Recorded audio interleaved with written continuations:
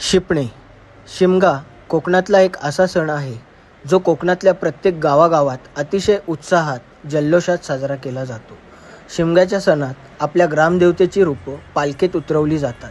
मग भोवनी म्हणजे गावातल्या प्रत्येक घरात पालखी फिरते.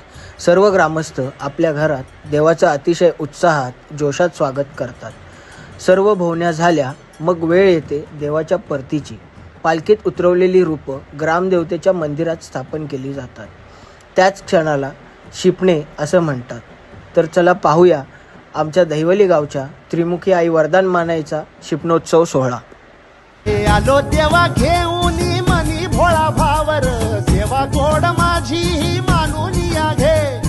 नाही मोठं मागण नाही कुळी हावर, बापावानी माया तुले कराला दे. अरे डोई तुझ्या पायावर